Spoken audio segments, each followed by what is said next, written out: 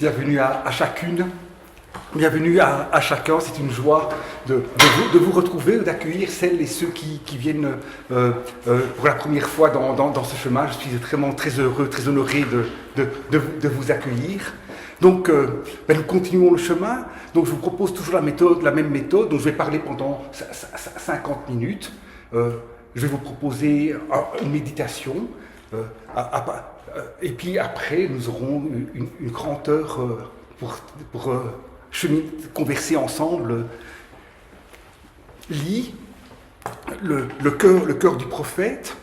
Il va s'agir avant tout, dans cette rencontre, d'interroger, dans une perspective soufie parmi tant d'autres perspectives soufis, le lien essentiel d'un point de vue phénoménologique, parce que mon travail ici s'entend comme un travail de type phénoménologique, c'est en tant que phénoménologue que je travaille ici, pas comme islamologue, ni théologien. Le lien essentiel entre ce qu'on pourrait appeler le cœur du prophète et l'événement de la révélation. Le lien essentiel entre le cœur du prophète et la parole reçue comme parole de Dieu par les croyantes et les croyants, le Coran. Et pour ce faire, je vous propose de nous acheminer lentement vers cette problématique. Il y a plein d'étapes nécessaires à l'entente, à l'explicitation de ce lien essentiel dans le chemin du soufisme entre le cœur du prophète et la révélation. Alors j'ouvre, comme la fois dernière, une série de points. Et mon premier point, je l'intitule en guise de reprise du chemin parcouru. Manifester de façon unique et inépuisable l'amour inconditionnel de Dieu. Là, il n'y a que Dieu, mais toute chose est manifestation de Dieu, d'une façon ou d'une autre. Et nous montrions la fois dernière que l'être humain a ceci de particulier, qui n'est pas seulement une manifestation de Dieu parmi tant d'autres inépuisables manifestations de Dieu comme la fourmi, l'abeille, la montagne. Il reçoit le souffle, il reçoit l'esprit. Toute chose surgit dans le souffle d'amour de Dieu. Toute chose d'une façon ou d'une autre est présence, manifestation de Dieu, mais il revient à l'être humain, disions-nous, de n'être pas seulement une manifestation de Dieu comme la montagne et la fourmi le sont, mais d'être au cœur même du monde, dans la création même, dans les différents plans de cette création, les différents niveaux de cette création, d'être manifestation de cet amour même, du souffle même de cet amour. La manifestation de cet amour inconditionnel en lequel toute chose ne cesse de surgir. Dans la perspective que l'on a développée lors de la rencontre précédente, nous disions aussi qu'il n'y a pas, bienvenue, un fond anonyme d'où toute chose surgirait. Non, dit lui, Allah, un, l'unique, l'incomparable, l'indivisible, si bien que toute chose qui surgit, tous ces possibles auxquels Dieu dit soit, sont radicalement uniques, radicalement incomparables. Je reprends un peu, si vous voulez, ce que je disais la fois dernière pour celles et ceux qui nous rejoignent. Il n'y a pas de dehors de Dieu. Nous sommes toujours encore pris dans le piège du langage, parce que dire en Dieu, plonger en Dieu, c'est déjà encore introduire un dedans et un dehors, mais dans le chemin spirituel, il n'y a pas de dehors de Dieu, mais en Dieu, dans l'abîme insondable de Dieu, il est donné à ce trésor caché, à ces possibles, de devenir, dans l'amour inconditionnel même de Dieu, des manifestations de Dieu.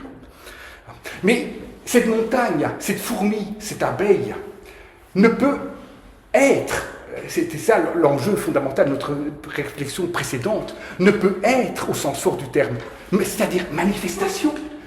Cette montagne ne peut surgir, c'est-à-dire être manifestation de Dieu, en ces rochers, mais autant dans la toile du peintre, autant dans les mots du poète, autant dans les rêves.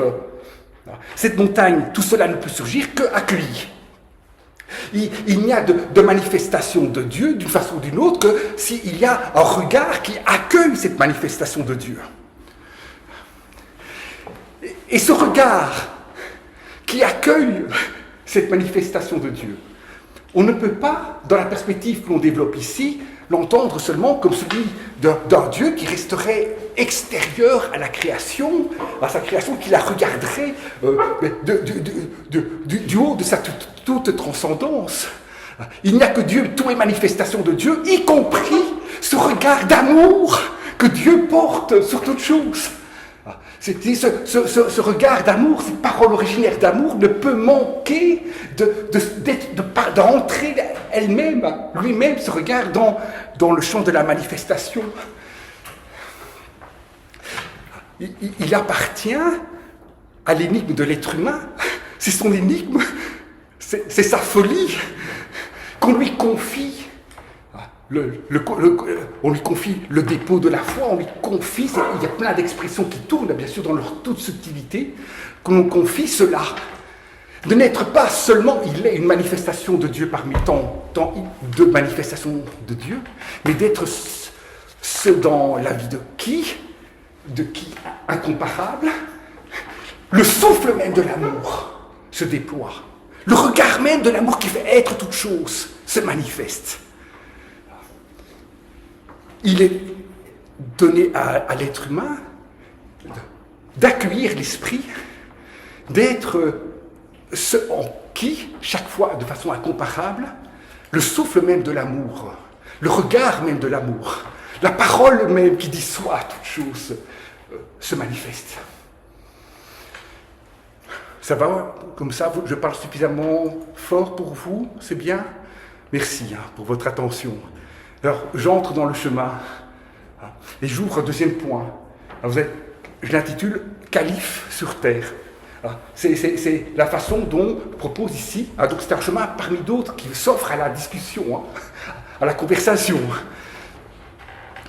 C'est en ce sens qu'on peut reprendre, me semble-t-il, cette question tellement profonde par ailleurs. Je pense à tant de chercheuses et chercheurs qui travaillent cette problématique pour le moment du califat.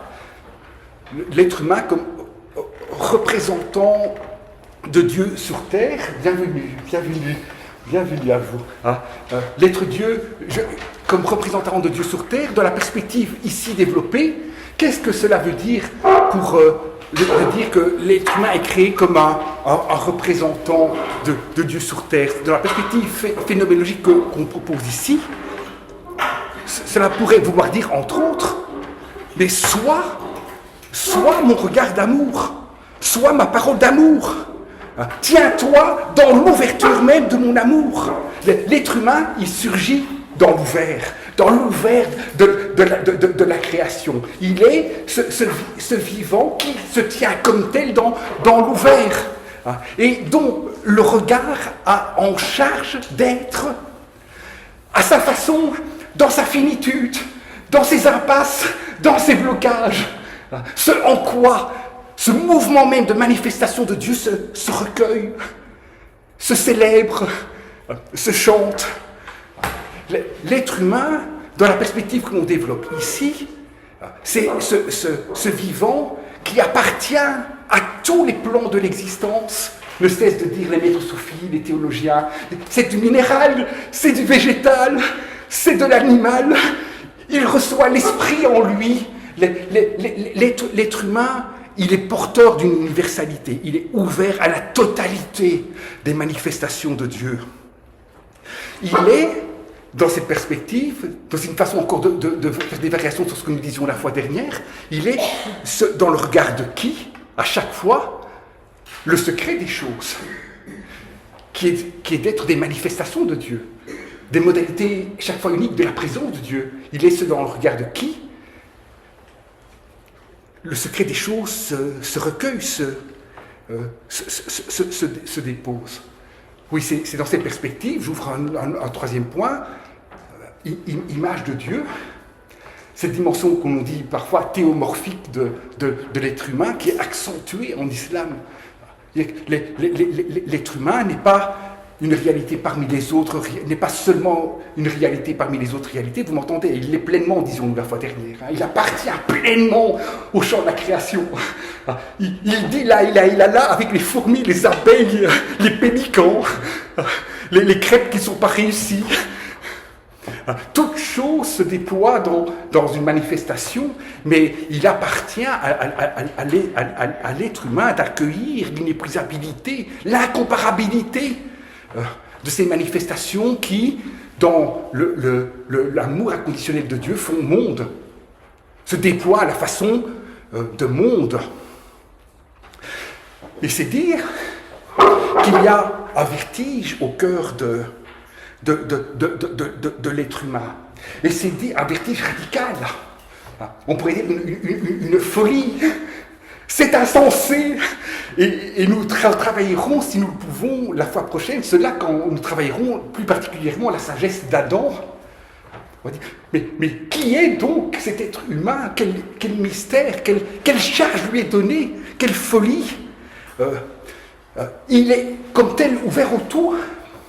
Alors il a des propriétés empiriques qui ne sont pas extérieures à qui il est fondamentalement. C'est-à-dire que l'être humain, il est comme on dit, il est harmonieusement formé. Il fallait qu'il ait ses yeux ainsi, ses mains ainsi, ce corps ainsi, pour que ce corps puisse accueillir en lui, de façon inouïe, ce regard qui fait être. Mais quelle démesure! Et on entend qu'il ne peut pas ne pas y avoir cet accueil de la présence de Dieu avant même, mais plutôt que cet accueil de la présence de Dieu ne peut manquer de se déployer avant même que toute chose surgisse.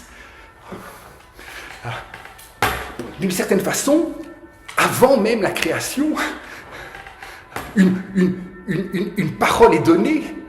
Une question est posée, et nous allons travailler toujours encore plus profondément, c'est cela. Une question est posée. Ne suis-je pas votre Seigneur? Consens-tu à endurer cette démesure que j'ai inscrite en toi? Cette démesure constitutive de cet être d'amour radical que tu es et as à devenir en moi par moi, seulement en moi par moi. En ce sens, l'être humain est pour une part, dans la singularité même de ces différents chemins de vie, il est pour une part toujours encore habité d'un vide fondamental, d'un vertige, d'une béance,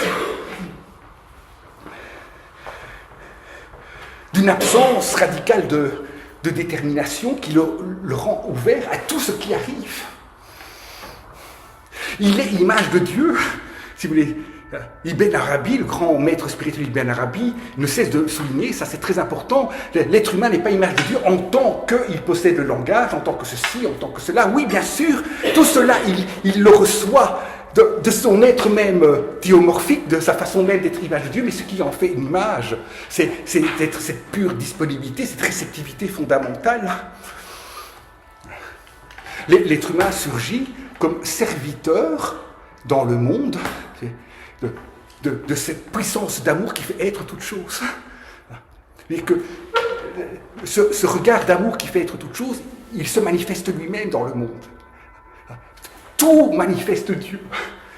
Le souffle même de Dieu ne peut manquer de se déposer. Les choses sont des articulations de ce souffle, mais le souffle lui-même, il est déposé. On va dire ici, pour le moment, dans l'être humain. Mais entendez, déposé dans l'être humain en tant que serviteur. En tant que serviteur. Tu ne possèdes pas le souffle. L'être humain, il est traversé par ce souffle. Il surgit dans ce souffle.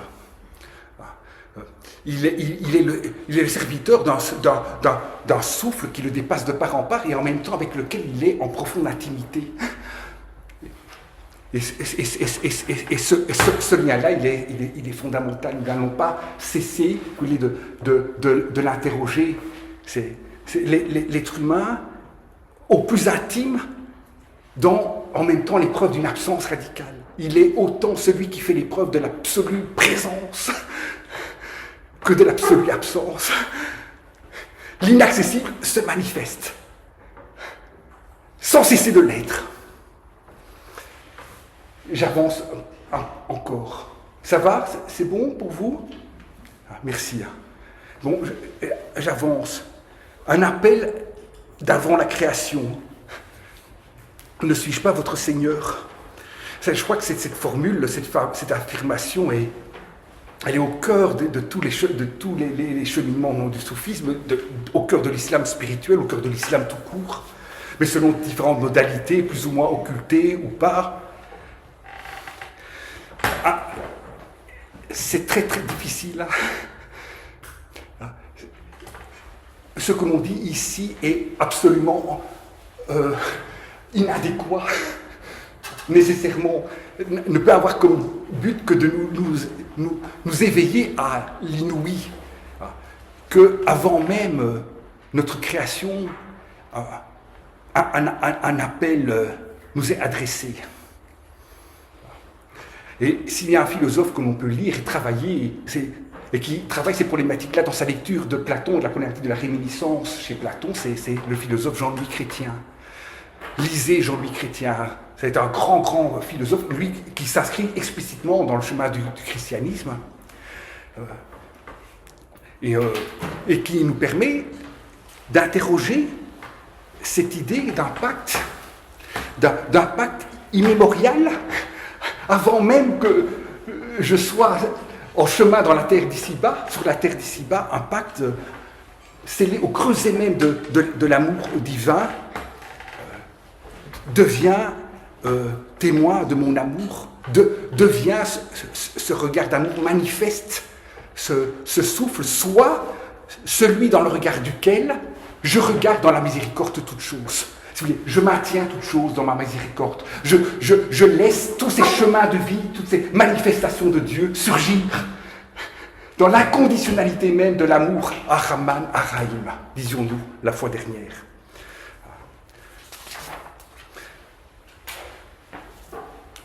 Recueillir, mais entendez, recueillir dans notre finitude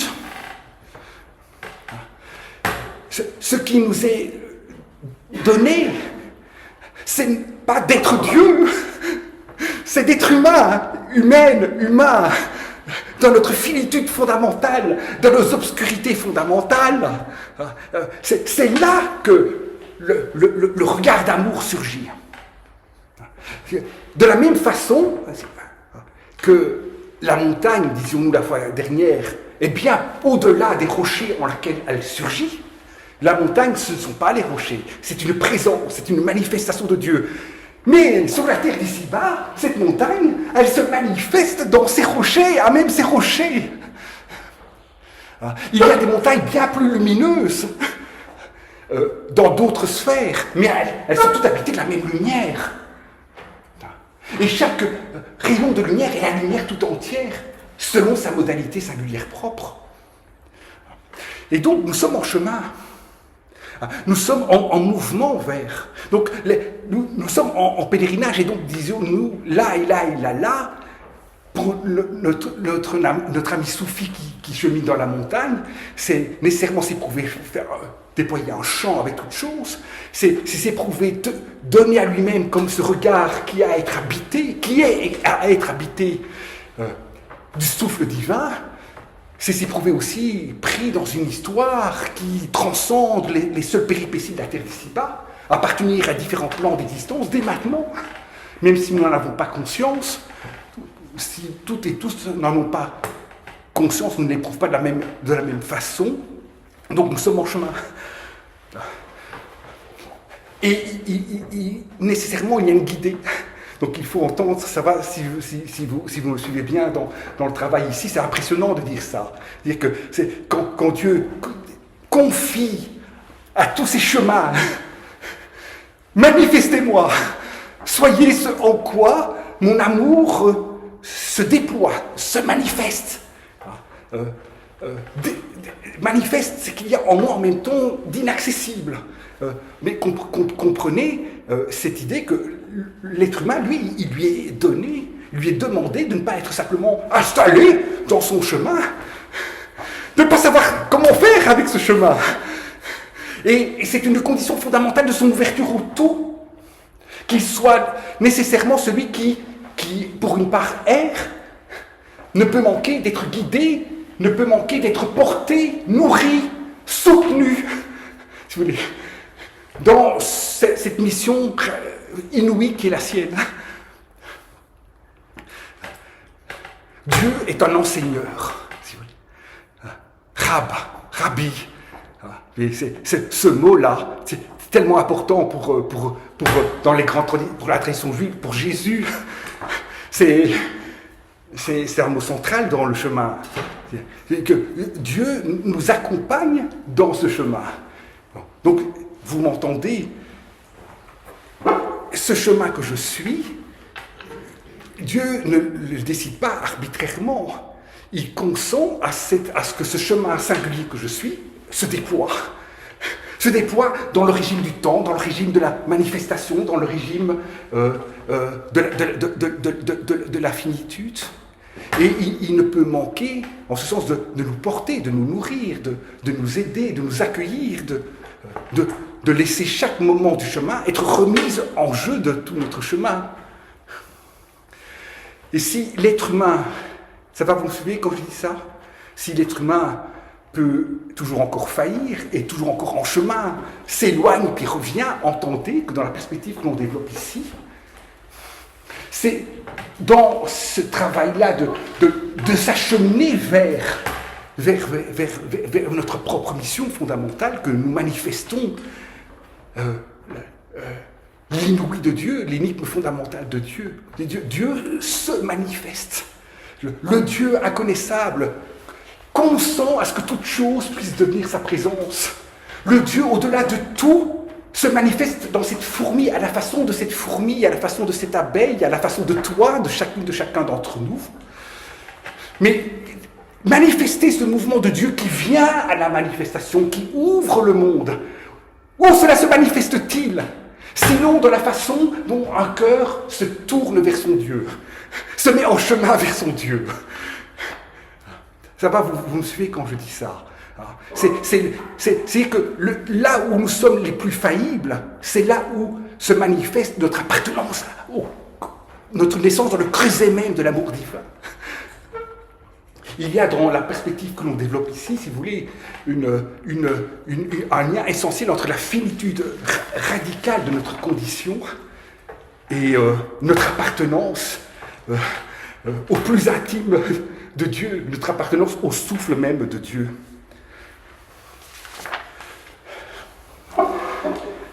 Nous ne pouvons manquer d'être portés, nourris. Ce regard de Dieu qui fait être, qui nourrit. Donc si vous entendez cette dimension matricielle sur laquelle nous cessons ici de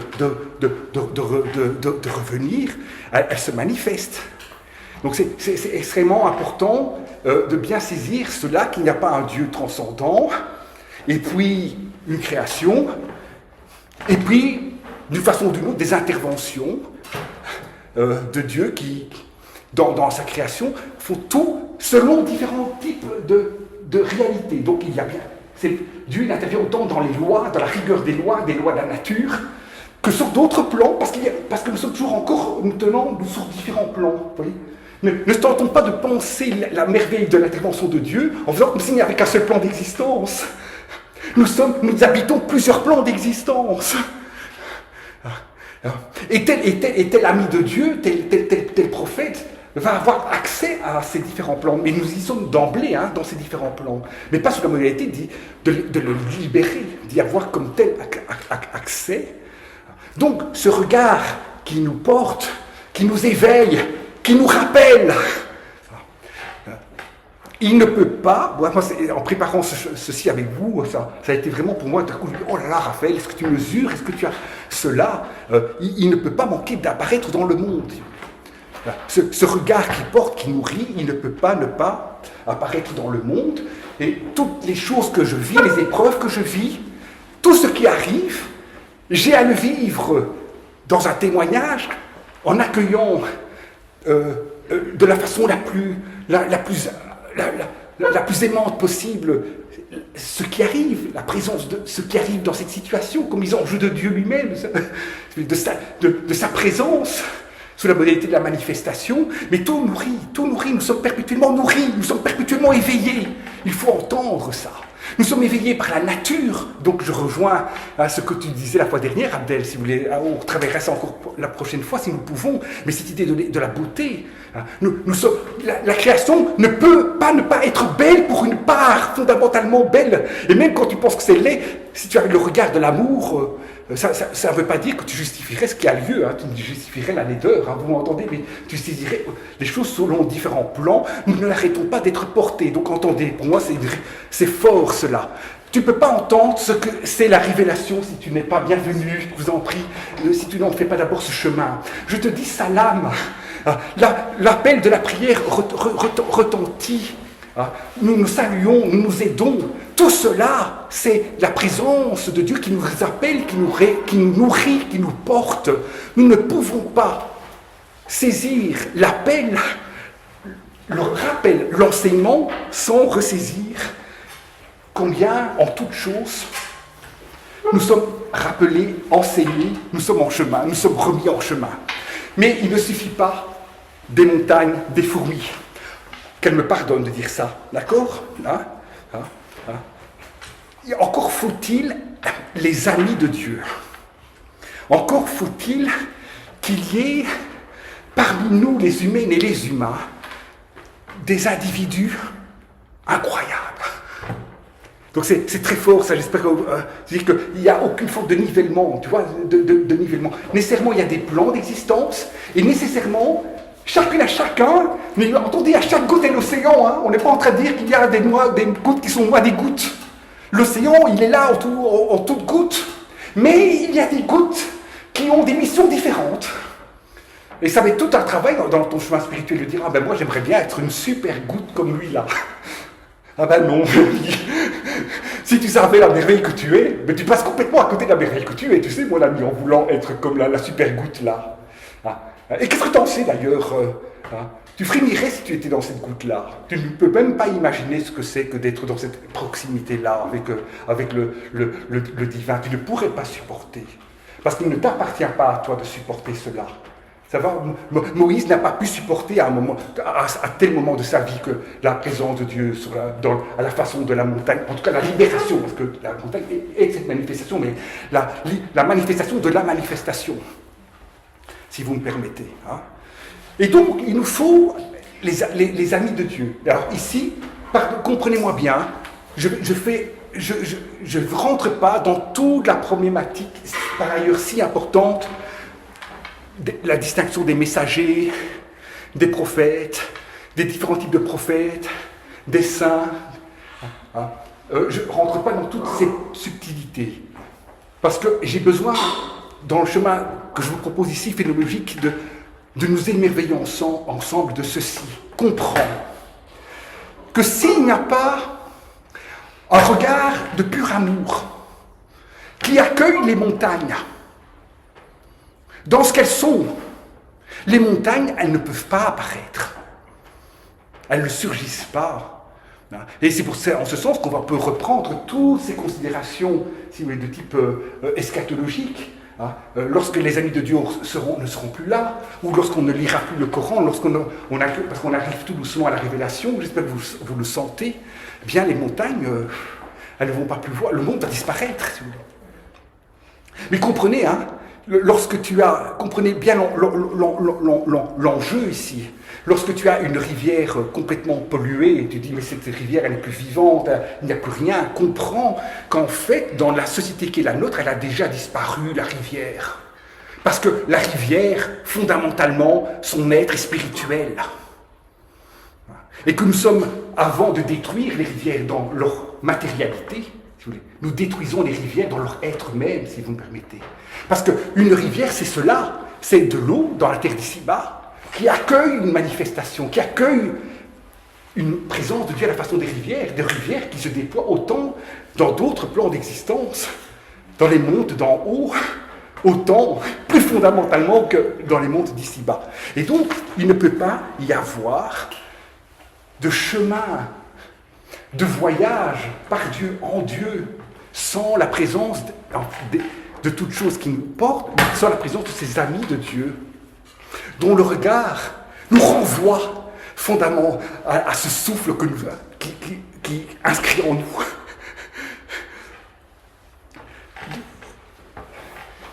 Cette thèse, elle est bouleversante.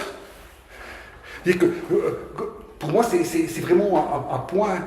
Si vous voulez, il a fallu du temps dans le chemin, parce que tu peux dire là, là, tu peux rentrer dans toute une série de considérations extraordinaires sur la présence de Dieu en toute chose singulière, partagée, mais tu ne peux pas vraiment dire là, si tu entends, sans ta proximité, sans l'inscription d'un héritage avec les amis de Dieu. Qui ne cesse de t'éveiller. Donc, entendez, c'est très complexe toute chose, parce que c'est aussi cet individu qui te harcèle, qui te réveille. Hein. Mais ce n'est pas seulement les épreuves. Les épreuves à elles seules ne peuvent pas nous éveiller, parce qu'encore faut-il que nous soyons éveillés au pouvoir de nous éveiller des épreuves. Et ce qui nous éveille à l'amour, c'est l'amour. Et c'est l'amour de Dieu.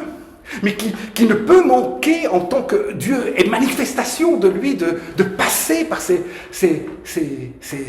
êtres inouïs, ces amis de Dieu, tout complètement incognito. Ça va vous, qui portent, qui nourrissent, qui réveillent. Ils sont conditions même du monde, si vous m'entendez. Hein, si on pousse à fond le jeu. Ils sont conditions de ton chemin. Et telle personne devient ce regard qui régénère. Et toute la vie en islam, si vous me suivez dans cette perspective, toute cette extraordinaire attention qu'il y a en islam sur les conditions même du vivre ensemble et les conditions de la vie spirituelle, doivent être ressaisies comme des conditions essentielles à l'éveil de l'amour en nous. J'avance. Et j'ouvre alors un autre point encore. Mais je déploie. Qui s'intitule la lumière mohammedienne. Alors pardonnez-moi le titre, hein, mais vous allez voir comme archi-oui. La lumière mohammedienne comme archi-oui. L'idée de lumière mohammedienne ou de réalité mohammedienne. Ce sont des expressions très importantes dans le soufisme. C'est très difficile. Hein. Mais de nouveau, entendez, le difficile, c'est pas dans la tête, c'est pas une difficulté mentale, c'est le cœur. Et quand tu rentres dans le chemin du soufisme, c'est ce que tu cherches à dire en disant cela, mais c'est comme un horizon qui t'appelle au travail sur soi, mais aussi à la capacité de laisser la parole de Dieu descendre dans ton cœur et ouvrir une lumière sur cela. Donc on dit cela, mais toujours encore, si vous voulez, pas sous la modalité de dire c'est ça, mais sous la modalité de dire attention, tu dois passer par là d'une façon ou d'une autre. Et tenter de dire quelque chose de ça. Ça va, vous me suivez dans cette façon de dire? Voilà comment j'exprimerai les choses. Dieu, l'unique, l'un, incomparable, indivisible, disions-nous la fois précédente, entend au plus secret de lui-même, très énigmatiquement, cet appel, laisse-nous te manifester. Dieu répond, soit cette manifestation soit cette manifestation de moi, c'est inouï de dire cela, mais entendez, si Dieu l'unique dit soit, et si toute chose est une manifestation de l'unique, on comprend que toute chose ne peut être donnée que dans un oui fondamental qu'elle partage avec toute chose. Ne suis-je pas votre Seigneur? Comprends, tu réponds, mais tu réponds dans l'unicité d'une réponse, en réponse à l'unicité d'une adresse. Dieu te dit, toi sois. Et au fond, toutes ces adresses communient, sont précédées, pour ainsi dire, d'un oui primordial, d'un premier oui, si vous voulez, mais d'un premier oui qui se remet en jeu en chaque oui, comme chaque goutte est l'océan. Lorsque tu entres dans cet appel, lorsque tu libères, tu entends quelque chose de cet appel qui t'est adressé d'avant même la création du monde, dans ta mission en éternité ici, qui dit Raphaël, Leila, Asna, soit ce oui que tu es, c'est un oui qui ne se déploie que dans un consentement premier, dans un consentement originaire.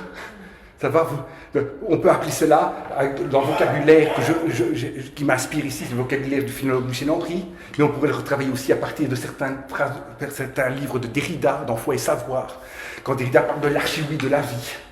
Si vous voulez, hein, ou chez Michel Henry, la vie qui s'auto-affecte dans le premier vivant. Mais à Michel Henry, c'est dans le chemin du christianisme qui déploie cela. Peu importe ici, ce n'est pas mon objet, si vous voulez. L'objet, c'est de laisser retentir les enjeux philologiques de cette affirmation fondamentale que tous ces amis de Dieu, qui portent, qui éveillent, qui laissent cette présence nous ouvrir le cœur, qui laissent leur présence nous ouvrir le cœur, ça va quand je dis ça, partage ce oui premier, sont la première lumière de Dieu, sont le miroir fondamental de Dieu, sont ce qu'on va appeler la lumière mohammedienne, dans la perspective que l'on va développer donc ici, c'est ce oui originaire, cette réponse première à l'appel de Dieu, à cet appel, vous entendez, qui n'appelle pas les choses qui sont déjà là, qui appelle les choses en les faisant être par la puissance même de l'appel. Au commencement, il appelle. Ça va? Bon. C'est incroyable cela. Donc, si vous voulez, par rapport à toute la discussion, on devrait tellement travailler sur le statut des prophètes dans le judaïsme, le christianisme, l'islam. C'est très proche et parfois très différent. Parce que vous entendez qu'en islam, on va tenir très peu à la puissance des prophètes. Et lorsqu'on dit le prophète, alors dans les lieux comme ça, on dit le prophète, mais on peut le dire, mais on fait une bénédiction intérieure. Où on l'a dit, on demande à Dieu d'accroître encore sa lumière sur les prophètes et de nous lier à eux. Tu ne peux pas mentionner le prophète Mohammed, le prophète de l'islam, sans au moins intérieurement demander la bénédiction et nous relier à lui. Il ne peut pas y avoir l'immense aventure de l'amour sans cette mise en proximité de ces amis de Dieu, ces amis de Dieu qui partagent tous ces prophètes dans la différence de leur chemin.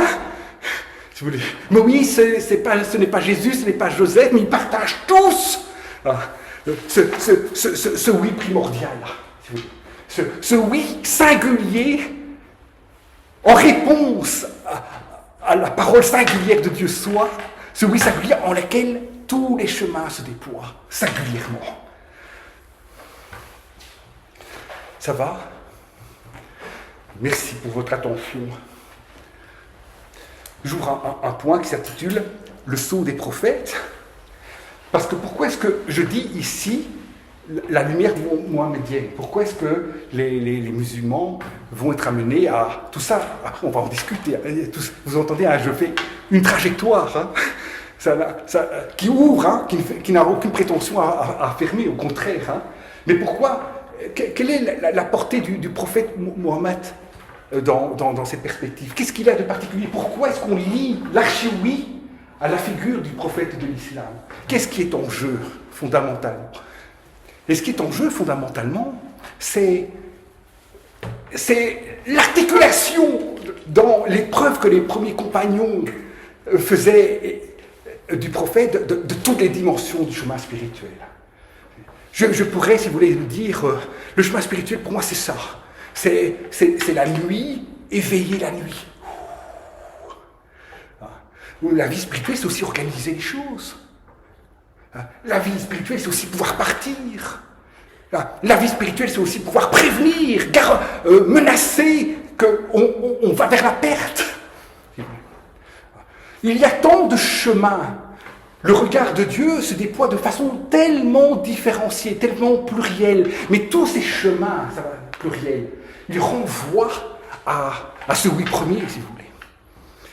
C'est pas qu'il y a un oui à côté des autres, il y a le oui comme l'espace d'articulation de tous ces oui. Et c'est très perturbant pour nous. Alors pour nous, pour celles et ceux qui sont dans l'islam et pour les autres, de dire mais c'est qui ce prophète? C'est pas possible. Ne pouvait-il pas se contenter de rester dans sa grotte et d'être dans la verticalité pure et de nous appeler à cette verticalité pure? De quoi, pourquoi toutes ces affaires de la cité viennent-elles faire partie de l'aventure spirituelle? Parce que tout fait partie de l'aventure spirituelle. N'entendez pas ici que je suis en train de défendre quelques confusions des plans. Surtout en régime de pluralisme. C'est pas ça l'enjeu. L'enjeu, c'est pour toi, dans ton chemin spirituel. Tu ne peux pas être indigne, tu ne peux pas te diviser. Dieu est un, ça veut dire aussi que même quand tu gères le budget de la famille, tu es absolument dans la verticalité. Et le prophète de l'islam, eh bien, il était cela pour les, si vous voulez, pour les premiers musulmans. Il était cette présence intégrale qui ne pouvait pas manquer en ce sens de nous perturber, de nous déstabiliser, de casser toutes nos idolâtries. Parce que les premiers idolâtres ne disent pas c'est les autres, c'est toi. Quand tu dis par exemple que pour toi le chemin spirituel c'est ça, hein, et que quand même dans la famille il faudrait quand même que tu aies le temps de pouvoir faire tes prières comme ceci, cela, et que quand même attention, hein, et que c'est quand même pas que ceci ou que cela. Ah bon, c'est pas que ceci, que cela? Tu crois vraiment qu'il y a des manifestations de Dieu mineures et majeures, toi? Donc il vas accueillir, il faut demander l'éveil pour que tu puisses inventer des façons de faire avec toutes les dimensions du chemin, avec toutes les dimensions de la vie, qui sont toutes l'essentiel.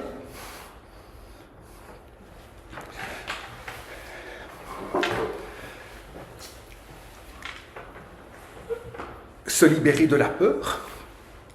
Parce que ce qui importe avant tout, me semble-t-il, à la Mecque, ce qui est en jeu, en tout cas pour moi, pour notre temps, c'est que la société à la Mecque, mais il faudrait déployer, mais il s'était pris, en tout cas, dans des peurs, mais incroyables. Ils étaient enfermés dans leur rituel, on se lave les cheveux, on fait les ongles à tel moment, dans telle condition, on fait ceci, on fait cela, et on ne savait plus trop pourquoi. Et on se servait des dieux, mais en même temps, comme je vous le disais, l'être humain comme serviteur fondamental, lorsqu'il croit se servir pour son propre intérêt, il devient l'esclave. Et donc c'est une société qui était complètement prise dans la peur, et le prophète de l'islam arrive avec une révélation, là il a là qui vient casser, qui vient libérer, qui vient nous libérer de tous ces enfermements. Mais entendez, il n'y a pas ici cette idée libère-toi, active-toi, deviens authentique. Non, tu ne deviens jamais authentique par toi-même, tu te mets en chemin pour recevoir la libération. De nouveau, il n'y a pas de libération sans la proximité avec les amis de Dieu. Donc, j'espère que je peux entendre cette thèse, elle est d'une puissance inouïe, de la responsabilité que nous avons les uns par rapport aux autres, comme témoins de l'amour de Dieu. Te rends-tu compte que quand, dans certaines façons que tu as de parler de Dieu, ce que tu fais, je me dis à moi-même en premier. Alors maintenant, on entend que la source, le puits fondamental, mais c'est le prophète. C'est la proximité avec le prophète. Vous voyez que les premiers compagnons, ils étaient là en prise avec la présence du prophète. J'espère que vous m'entendez. Il faut faire vraiment droit à cette idée et on se déplace et on veut aller. Ou on veut s'éloigner, où on ne veut pas être renvoyé à soi. Parce que c'est une chose de faire des invocations, c'est une autre chose d'être en présence du prophète. Qui touche ton cœur, mais en l'appelant, en réveillant l'appel. Et arrive la révélation. Et donc, si vous voulez, j'ai besoin de dire tout ce que je viens de dire ici pour qu'on puisse entrer, en tout cas, je vous propose un chemin d'entendre de la révélation. Et il faut d'abord comprendre que la révélation, pour le prophète de l'islam, c'est d'abord la révélation de sa propre mission. Le prophète de l'islam, qui était un homme d'une intégrité exceptionnelle, dans les récits que nous partageons, que les musulmanes et les musulmans partagent, d'une intégrité de la parole, qui entre de plus en plus dans une quête du monothéisme, qui est pris dans ce chemin du monothéisme, donc il reçoit une illumination, une présence qui le donne à lui-même dans sa mission de prophète. C'est très important de comprendre ça, parce que toi, lorsque tu vas lire le texte sacré, lorsque tu vas réciter, les musulmanes et les musulmans, ils n'arrêtent pas de le réciter dans leurs prières, les 5 prières, dans les prières qu'on appelle surérogatoires, et puis dans toutes les invocations, dont la plupart sont tirées du Coran. Lorsque tu te rapportes au texte sacré, lorsque tu les récites, tu es donné à toi-même dans ta vocation fondamentale, dans ta mission fondamentale. Et le mois de Ramadan, il est lié à cela fondamentalement dans le chemin de l'islam.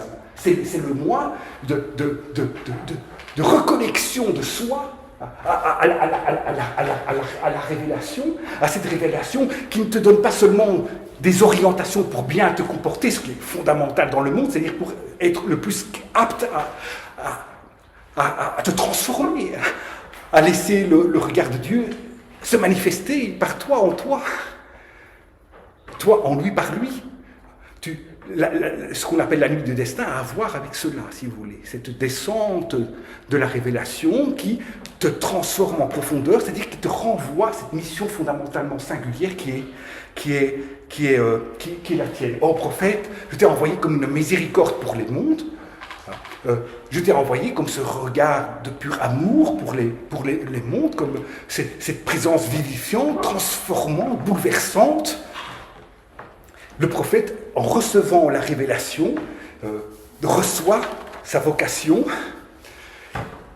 Cette vocation, comprenez, le prophète, en recevant la révélation, en fait, est renvoyé à sa nature fondamentale d'être une manifestation dans le monde de ce oui premier duquel toute chose surgit.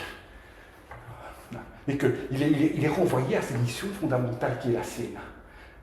Il est donné à lui-même comme une manifestation pour les Mécois, les environs, et pour toutes et tous, de ce oui fondamental.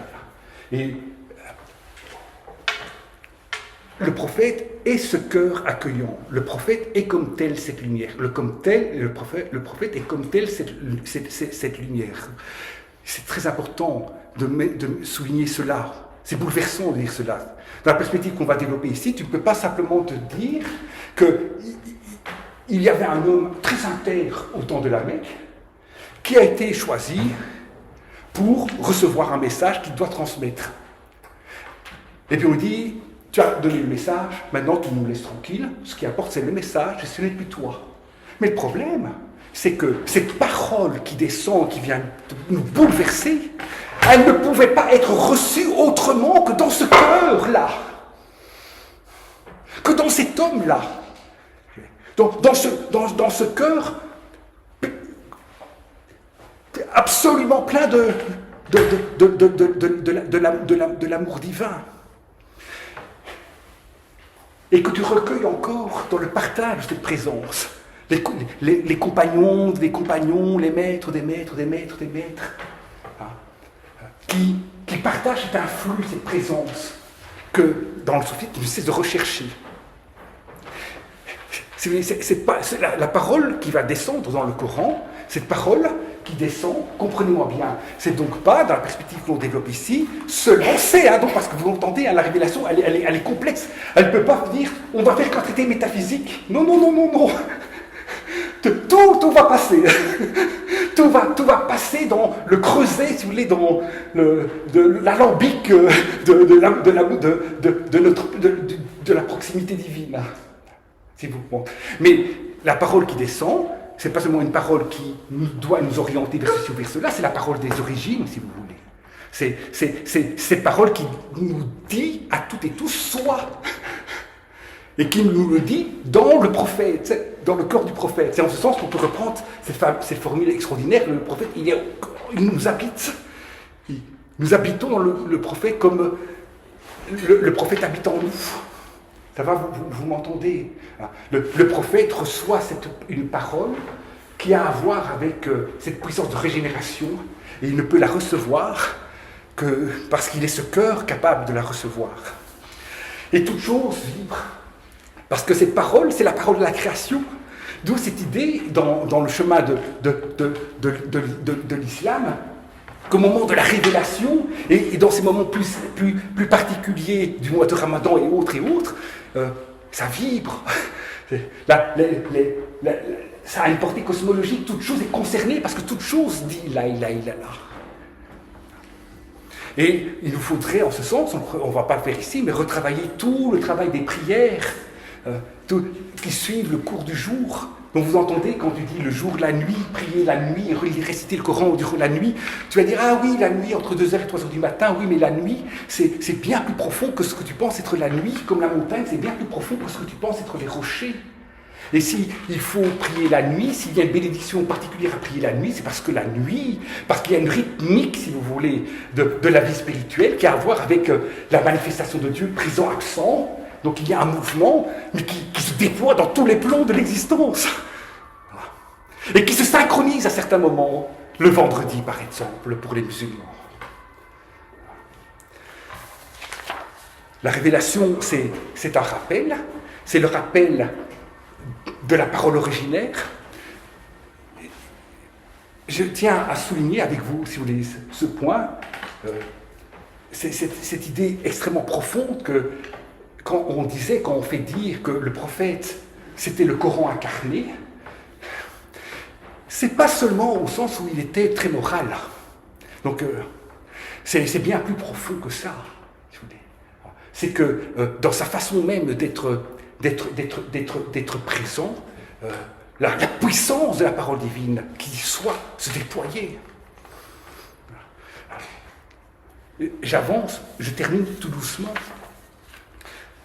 Donc on comprend que nos différents chemins de vie, ils sont inscrits dans le cœur même du prophète, j'entends du prophète, de la lumière mohammedienne. Nous ne pouvons pas ne pas accueillir, nous ne pouvons pas, pour accueillir la parole de Dieu, ne pas être en proximité avec ce cœur mohammedien. Bien sûr, tu peux réfléchir sur la parole, et tu dois réfléchir en tant qu'être rationnel, tu réfléchis. Le Coran s'adresse à toutes les dimensions de notre être, mais tu ne peux, dans toutes ces dimensions de ton être en régénération, que si tu reçois la parole, dans le partage de la parole, que dans le cœur de celui qui accueille la parole, que dans la proximité des amis de Dieu, dans la proximité, vous m'entendez, les uns avec les autres, dans nos façons de prier ensemble, de prendre soin les uns et des autres. Alors dans certains, j'en ai plus que pour 2 minutes, 3 minutes, dans certaines traditions soufis, il y a des descriptions, moi, qui me bouleversent, qui déjouent, si vous voulez, les approches. Parce que la plupart du temps, tu pourrais dire ah bon, donc le prophète, il a reçu une parole, et il avait une grande mémoire, alors pour retenir toutes ces paroles, comment il faisait, etc. etc. Tu dis, mais ça va pas. Et c'est un enjeu fondamental pour notre temps, parce qu'on pourrait dire, mais enfin, dis que c'est écrit de main d'homme. Hein? Ça n'annule pas long message. Mais c'est pas possible, si vous voulez, dans le chemin ici. C'est pas possible, ça. C'est comme pour pour reprendre le concept de Wittgenstein, des propositions grammaticales, vous comprenez, c'est comme si tu dis non mais Jésus, oui, il est pas si tu dis pas qu'il est ressuscité, il y a un problème, mon ami. Oui, mais pas ressuscité comme on pourrait le croire. Oui, mais il clame, il est ressuscité. Tu dois le dire, ça. Qu'est-ce que tu dis quand tu le dis? C'est une chose. Si vous voulez, mais tu le dis. De la même façon, je ne peux pas entrer dans le chemin spirituel sans accueillir l'énigme fondamentale, si vous voulez. L'énigme qui s'est passée, mais entendez, en islam, tout est énigme. Je veux dire que les montagnes sont des énigmes. Les fourmis sont des énigmes. Donc d'abord, apprends à ouvrir à t'ouvrir à l'énigmaticité fondamentale de toute chose, et cherche, me dis-je à moi-même, à t'ajuster à ce qui arrive là. Et ce qui arrive, c'est que ce qui arrive, c'est ceci. C'est un être pétri de lumière qui va recevoir une lumière. Si vous voulez, pour reprendre le fameux verset « lumière sur lumière », le verset tabernacle. C'est un être qui est d'une luminosité inouïe et qui est devenu pleinement lumineux en se recevant de sa mission dans la révélation, et qui reçoit une lumière. Donc entendez, quand on dit parole, comprends. C'est pas parole comme tu entends ici, parole, je te parle ici. C'est-à-dire que ce que nous disons ici comme parole, c'est quasiment rien par rapport à ce que c'est que parler. De la même façon que les montagnes que nous percevons ici, si vous voulez, dans la terre d'ici-bas, c'est rien par rapport aux montagnes. Tu verras ce que c'est qu'une rivière, un puits, ou une table, si vous voulez, dans les différents niveaux de réalité. Donc, ne dis pas, il parle, oui, mais c'est quand même bizarre, apprends l'énigme de ce que c'est que parler en entrant dans le mystère, si vous voulez, l'énigme du prophète, dont le cœur est tel qu'il laisse se traduire en lui, disent certains maîtres soufis, cette lumière en parole. Donc, entendez, c'est pas que le prophète se dit, bon, non, comment est-ce que je vais leur dire mon expérience mystique? Non, c'est dans le moment même de l'illumination, d'une présence effroyablement lourde qui étreint, qui accable, la parole surgit. Le prophète laisse cette lumière devenir parole. Il laisse les mots qui sortent de sa bouche accueillir en eux, si vous me suivez dans le chemin, cette parole inouïe, cette parole qui transcende, cette parole de pur amour, au contact desquels les musulmanes et les musulmans ne cessent de s'abreuver. J'avais d'autres choses encore à dire, mais je ne vais pas les dire maintenant, parce qu'il est déjà temps de conclure.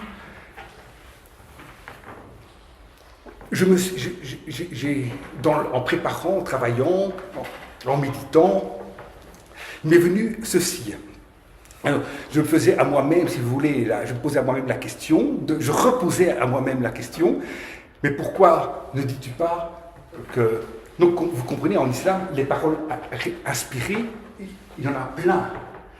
L'islam, il y a la révélation du Coran, cette parole, ce qui surgit du cœur même du prophète dans une étreinte radicale. Et puis il y a tous les dits du prophète, toutes les actions, tous les dits du prophète qui sont des orientations, des guides. Donc les paroles inspirées, il y a différentes modalités de la révélation, du wahi, différentes modalités. Pourquoi faut-il dans le chemin que je vive ce livre comme parole? Parce que la parole, donc pas comme parole au sens radical du terme, si vous voulez, parole de Dieu, pas la parole du prophète qui dit quelque chose comme compte-rendu d'une expérience intérieure.